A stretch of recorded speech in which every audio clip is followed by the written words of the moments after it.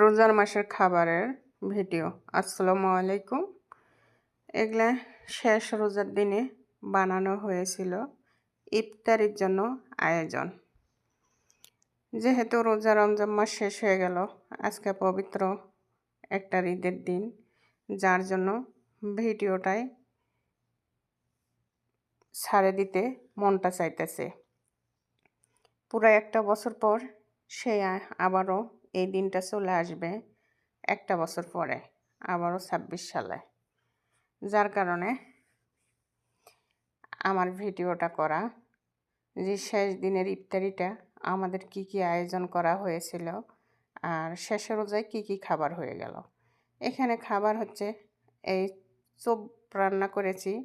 চোপগুলা কিন্তু দারুণ মজা। একটা পাতিল দেখছেন না? পাতিলটা বিশাল বড় পাতিল।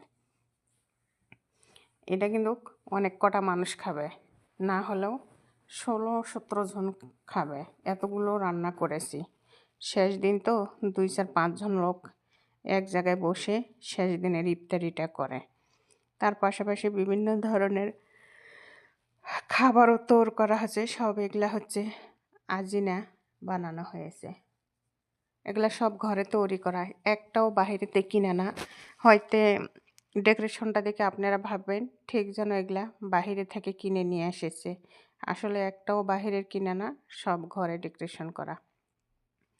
আর প্রতিটা খাবার রোজার শেষ দিনে ইফতারির টাইমে খাবারগুলো যে এত মজা হয়েছিল, খুবই মজা হয়েছিল। যার জন্য হচ্ছে করা, ভিডিওটা আমার করা। যাই হোক, শেষ দিনের ইফতারির ভিডিওটাই যদি না করতে পারি তাহলে কেমন করে হয়। এখানেও আবার আরেকগুলা রান্না উঠাই দিয়েছি। এই রান্নাটা খেতে কিন্তু ভারী মজা লাগে, ভারী টেস্ট লাগে। একদিন না খাইলে বুঝতে পারবেন না। পাশাপাশি বহুত কাজ আমার হাতে পড়ে রয়েছে, বহুত কাজকামগুলো থুয়ে আগে ইফতারিগুলো সবগুলো তৈরি করে নিলাম। এগুলা ইফতারির পরেও আবার রান্না করা হবে। পাশাপাশি বার্গার বানাবো।